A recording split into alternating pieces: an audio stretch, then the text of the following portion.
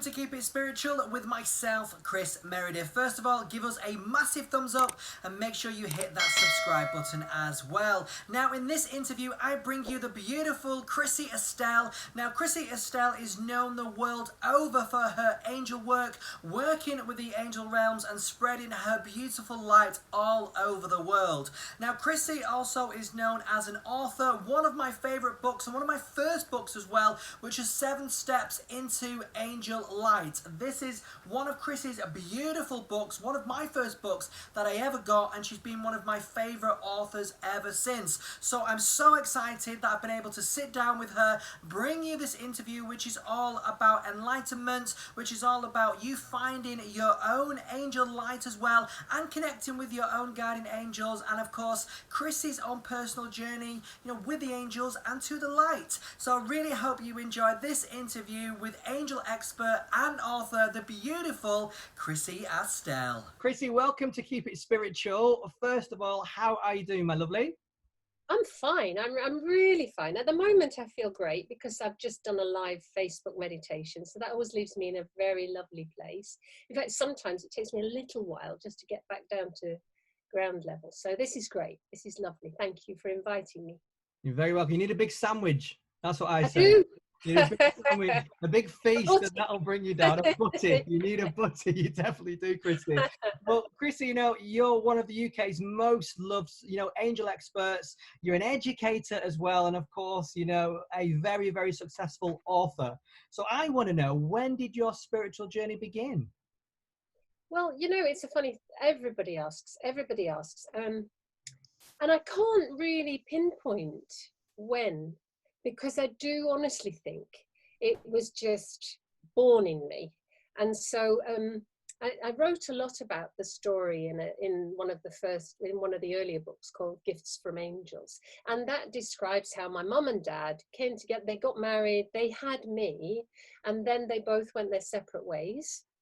And so my dad became a mystic and a healer. He was involved, I don't know if you're familiar with Findhorn, but he was involved in the beginning before Findhorn became a centre. And my mum became a bit of a hippie. She went out and lived in America. She built a commune. She drew angels. She communed with the ascended masters all her life. And they had me. So even though they didn't bring me up, ever, apart from a couple of years when I was a teenager in Accrington, they didn't really influence me until I was in my 30s. And so it's fascinating, isn't it? Because it must be in the genes.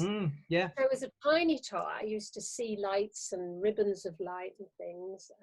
People would persuade me or try to persuade me that actually it's just the light of the passing cars. Well, actually, when I grew up in Morecambe in a side street, there weren't passing cars, and I used to watch myself lying in bed when I was poorly from above the curtain rail, but it's kind of, wasn't that what everybody was doing? I didn't realize that there was something different or something special.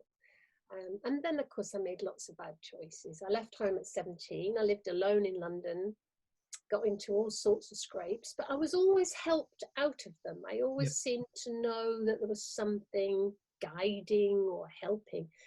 And but it wasn't until I was 33 that I decided I can't go on like this. I had what I describe as an itch that you can't reach. It was like this, I'm supposed to be doing something. I don't know what it is. What is it? And getting married and having 2 kids wasn't it. Although, of course, very important part of my life. And I absolutely love my kids and all my grandchildren. But that wasn't all I was supposed to do. And then I hurt myself, stumbled when I was nursing, lifting somebody, and it was suggested that nursing perhaps was no longer for me because I had a bad back then. And so I went off to uni and started running angel workshops and became a spiritual educator, and I've had a marvelous life. I mean, seriously, lovely people come into my life always. And what can I say? It's just, it's just wonderful. And now this lockdown, this strange situation has given me the most marvelous opportunity to do all this Zooming and meditations with people, and the live thing I do every Thursday, which is getting more and more powerful. Unfortunately for me, I make my living by doing workshops, and I can't do any at the moment. And my retreats were all cancelled, so couldn't take anybody to these marvelous sacred places. But I've got a retreat coming up in September to Crete. So hopefully. You do. No, I've seen that. I've been watching, about your retreats. And, one thing, right now about, lockdown, Chrissie, do you think, your connection, with the angelic realm and other people's connection with their own angels, do you think, that can help us through, these strange times? Because it's definitely helped me. Absolutely. I do have a little, I'm hugely empathic, and I pick up on people's discomfort and pain and try and help them to find what it is that's creating that problem within them that makes them think they can't get better. But I have a real struggle to compute fear. So because of the faith I have that all is as it should be, and the universe is supporting us if we tap into it, and all of that kind of thing. And so I've really struggled with people's deep fear. And so I've tried really hard to put stuff out there that's, you'll be fine, it's okay, be careful, yes, but don't buy into the fear. We have to be cautious. There's no point, I can remember once when my mum came over from the States, and she was driving along and she was on the wrong side of the road, and the angels stopped her. She literally pulled up at the side of the road, and she heard this great voice saying, "We are always there to protect you, but you have to look after yourself too," And I remember her saying to me, "Oh my gosh," they said, "look, we've helped you out again, but you have to be more grounded." And so I think that people, like us, that have believed in the angelic realms, and I kind of got so should we say one wing up there already, I think this has given us a situation where we've had to be grounded. We've had to observe what's going on. We've had to be aware, and we've had to look after ourselves a bit better. I'm guilty as the rest of us of not always looking after my own body properly. I tend to work, I tend to burn the candle at both ends, I tend to stay up late doing stuff, but also I'm always awake really, really early too. Yeah. So no, that's not good for me. You get to a certain age, but you do need your sleep. You do. I mean, I need my sleep now, I think, because of the heat as well. It's always making me sleepy. I'm always like, go for a nap.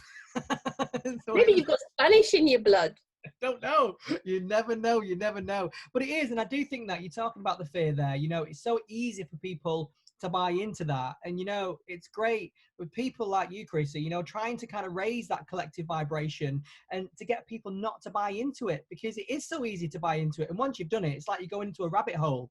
And before you know it, it's anxiety, it's fear. It's just not healthy for us. So, for people to deal with this pandemic in a positive way. And one thing I love, people have come closer, to their own inner self, and, finding like, what are angels? I do believe in them. And they've had time to kind of think about it, to leave all the busyness behind and kind of think, well, actually, no, I do believe in guardian angels. No, I do believe I've got an angel. I mean, that's got to be a magical thing, hasn't it? I think we have to be really careful. I think we have to remain with 2 feet flat on the ground, because we've chosen to be here now in a physical form. And the angelic realms are a spiritual energies. They don't have physical form unless they choose to. But we're here. We're the ones that have got to have 2 feet on the ground. We've got to, of course, meditate, become the high vibrational energy whenever we can. But at the same time, we're living a human life. That's what we've chosen to do. And so, yes, it's really important for me and for those around me and for those that I'm working with you know, on all this lovely free stuff. And the more it goes out there, the better, because it's all for sharing. And I feel that if we can have faith that there is a benevolent source of love that is there to support us, I don't think we can take silly risks and say, oh, my guardian angel is there to protect me. I think we have to say, well, you know, I will put my seatbelt on when I drive. Of course. And I will, you know, fill up the tank with fuel so that I don't run out of petrol on a lonely little lane somewhere, you know.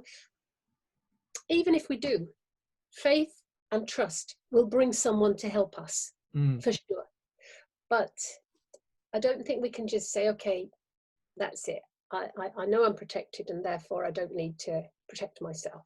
No, that's important. I mean, that's the first thing. I mean, you've got to, you know, that's kind of like human kind of morals and right, isn't it? You know, we've got to look after ourselves, but then, you know, for that other kind of guidance that we need, maybe, you know, like guidance for a job. Maybe people are kind of struggling with like career at the moment, you know, just to bring it in, you know, that's the way I kind of work with it. Something that I'm wanting like that. When I've applied, I filled out the application form, you know, that kind of stuff that, you know, if you just sit there and think, I'm not going to fill it out, someone's going to come to my door, I'm going to get the job, it's never going to happen. You've got to put that out there. Then, of course, you know, once you've done the hard work, then like, please, please, please, that's what I do. And then hopefully, you know, what will be, will be. And that's the way I kind of do it. I agree. Also, Kris, if we have a situation where there are 2 or 3 different options, if you can take time to meditate first, and when I say meditate, I'm not talking about that practice that takes Buddhist monks 35 years to empty the mind. I'm talking about just focus, just be, just follow the breath, just be for a few minutes, calm, let other things wait, just for a few moments, and then fill the forms out. And maybe, you know, light a candle and call the light of the angels in. And ask that for whatever is right for us, whatever for our highest purpose, to align with whatever it is that we are here to do, and then to be willing, and then to say, okay, then here I am. I'm willing to serve. I want to walk with the angels here on earth. I'm happy to be part of all of this great plan. So put me in the right place, please, with the right people, and then notice, you know, what's hilarious and sad is that people so often, you know, I'll say, okay, I'll take you on a guided meditation. I'll take you to meet your angels, and now receive the gift that they're giving you. And they'll say, no, I didn't get anything. I didn't even see anything except this pink, you know, and I say, whoa, so the energy of love was surrounding you. But can't see it, can't feel it. And I wonder if it's because many of us have been brought up with a sense of not deserving. And so many, I did, you know, I had a massive life change and left everything behind and started again several times. But a main big one in my 40s. And so it was like, okay, well, here I am then. Here I am with nothing. What would you like me to do? And everything happened. A job, a place at university, coincidences, synchronicities. People just turned up, constantly helping me out. It was fantastic. And it was because I'd done a Healing with Angels course. I'd just really said, well, you know what? I've been asking what my purpose is, so now let me just live it. Let me just be it. It becomes not about you. It becomes, what's my role in this bigger picture? And do you know what as well I'm noticing? I don't know about you, but this time of reflection that we've all had, it's really enabled me to let go of some of the, what I'd say, ego fixtures, you know, the things like worrying that if other people find someone else, then they'll go off and do their retreats. No, it doesn't work like that, actually. We're all in it. and some of us have got different levels of energy, and some people are attracted to me, some people are attracted to Lorna, some people are attracted to Diana Cooper, some people are attracted to Stuart Pearce. We're all doing angel work. We're all connected, and we all teach people in a different way. I'm very aligned with a group of people called the Essenes, who are they were called the Therapeutiae in Egypt, and they're all healers. And we feel as if we've reincarnated to do this again, to bring people back to understanding that everything is angelic, divine, and whatever level, whoever you are, wherever you are, it's all part of the great breath of life. And it was Jewish. It was part of at the time, it was very importantly Jewish, but I'm not Jewish. And yet I feel as if I'm part of that. So what can I do? Okay, I can take people there. I can take people to where the Dead Sea Scrolls were found. I can take people to where Jesus's miracles happened. And I don't need to read from a Bible. I don't need to preach. I just need to take them there, escort them there, hold the space, and let them feel that energy. And so for me, it's all about energy. It's not about what religion you belong to, or what books you've read, or which teacher you're following. It's about what you said to me earlier. It's about what you're attracted to. It's about where you feel you like to be. And it's really exciting. And I feel sad that people don't think that they're good enough, or don't think that they can do it. Or, I mean, look at Lorna Burns' story. You know, she was criticized as being stupid and perhaps even having learning difficulties, and yet here she is bringing the angels into people's lives and doing. Lorna she's dyslexic, she can't read and write. Lorna struggles even to write her name, and you know, to go on and what she's done. And one thing, you know, from everyone from this, you know, it doesn't matter what limitations, it's the limitations you set up here for yourself. And that's so important, because then that stops you going on doing, you know, what you really want, or what you're meant to do is, oh no, I can't do that, you know. And for me, that's such a magical story for Lorna, because, you know, if she listened to other people saying she was retarded, she wasn't right, you know, she was slow, and she just might have faded away into the background, and then we would never have had, you know, the books that she's made. And, you know, what you've just said there, Chrissie, you know, is so important for everyone, you know, to realize, because it starts in there, and you believe in, regardless of what people are saying to you, you can't do it, you won't do it. If you want to do it and you feel that it's right, go for it, you know, and ask for a little bit of help. Absolutely. I brought my kids up, especially my son, who had a life-threatening illness diagnosed when he was little, and he still got it, lives with it. I used to say to him, you can do whatever you want to do, as long as it doesn't hurt anybody else, go for it. You know, and he's done so many things in his life. But the whole one of my main thrusts, one of the things in my work, especially at the workshops, is to encourage and empower people to believe in themselves.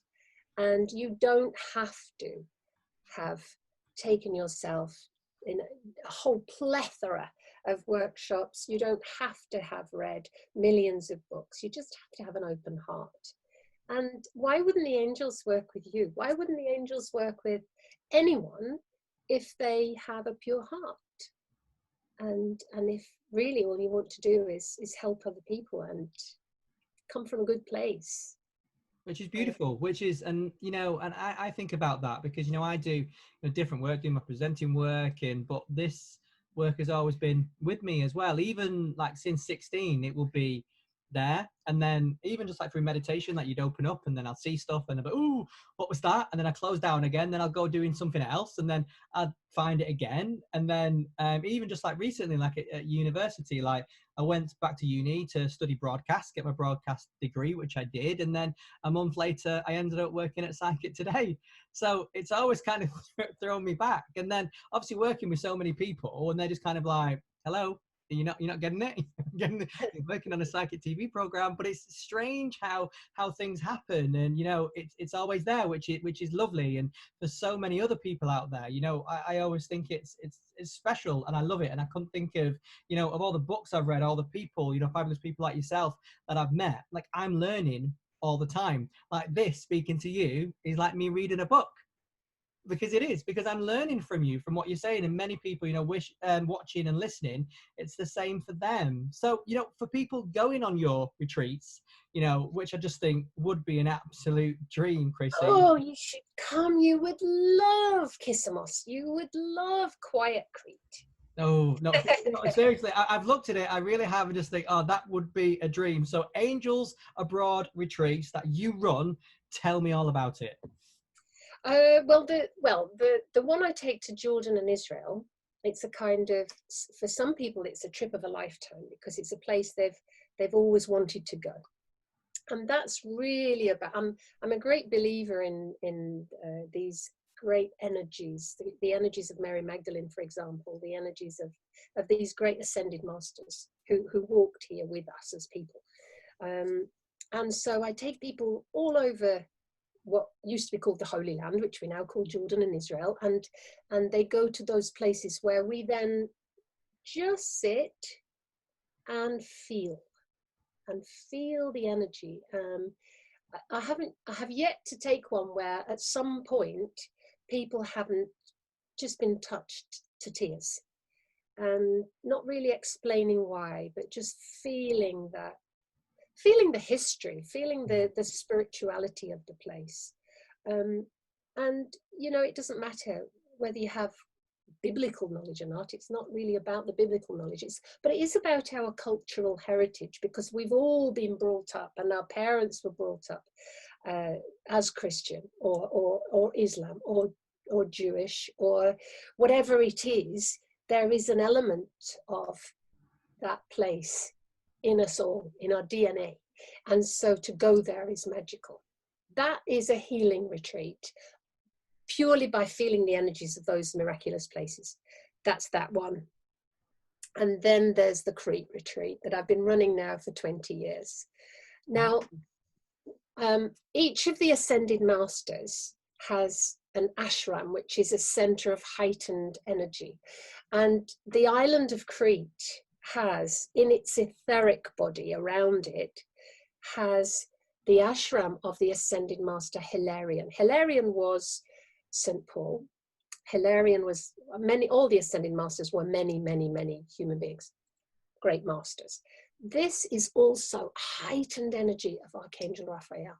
And when you get there, you can feel it. So again, it's a healing, it's an angel retreat. We each day of the week, we look at the qualities of a particular angel, and we meditate together in the mornings. We do lots of lovely workshop stuff.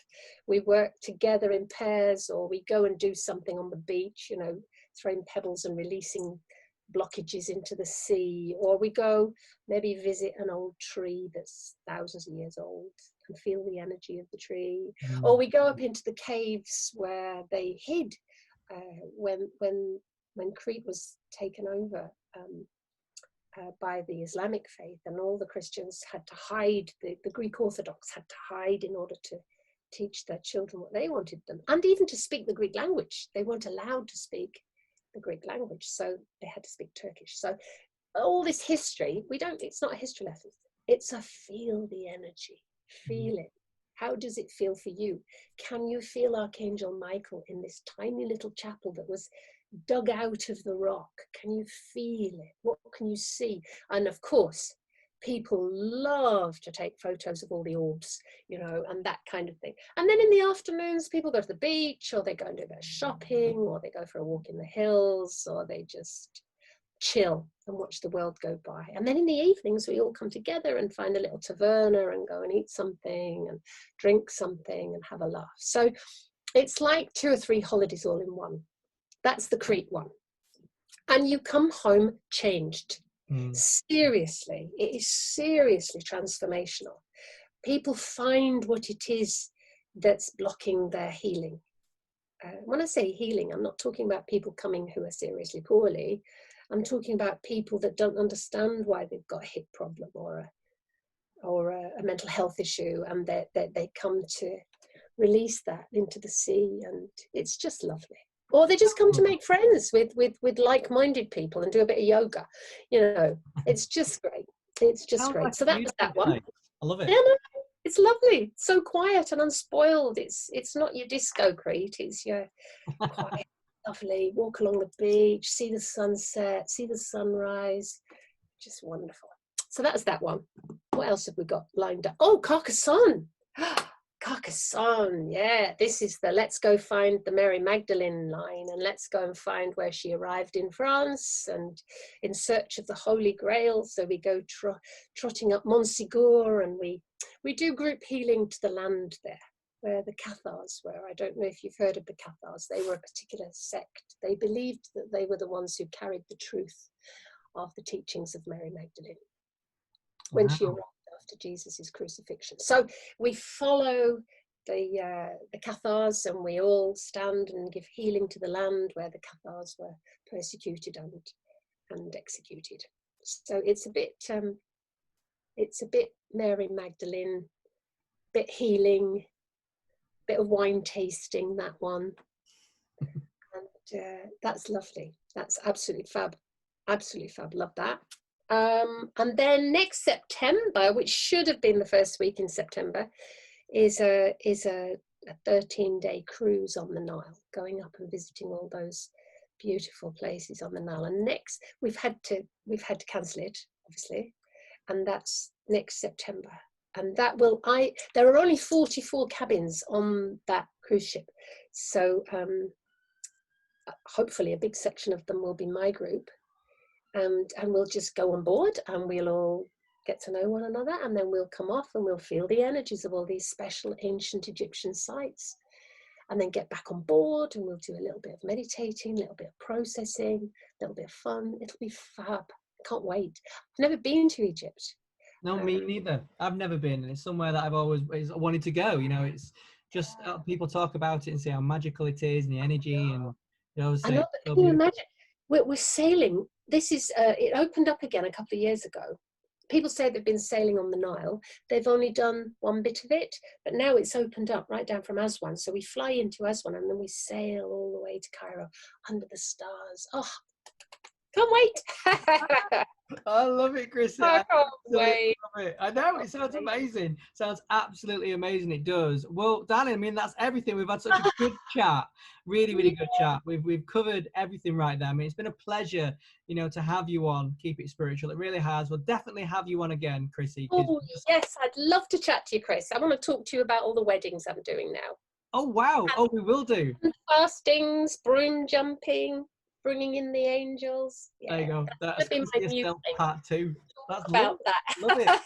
Yeah. Love it, Chrissie. Well, thank you very much, darling. I'll see you later, sweetie. All right. Oh, lovely to talk to you, Kris. Thank you so much. Thank you. Bye. There we are. That was a lovely Chrissie Astell. I really, really hoped you enjoyed that interview, and it brought you a little bit of upliftment, and of course as well, maybe it spurred you on to build that connection with your own angels and your own guardian angels. And of course as well, remember, if you want to find out anything about the lovely Chrissie, it's in the description below. And of course, if you want to purchase any of her books as well, and this beauty, this is the Guardian Angel Oracle deck by the beautiful Chrissie Astell. This is going to be featured on my Spiritual Loves, which will be coming this Friday. This has just dropped on my doorstep, so I will be telling you all about it. It's beautiful, so make sure you check that out this Friday. Until then, I've got to say a massive thank you for watching Keep It Spiritual. Always a pleasure. Go and check out some more videos as well, and remember, keep it spiritual. I'll see you later.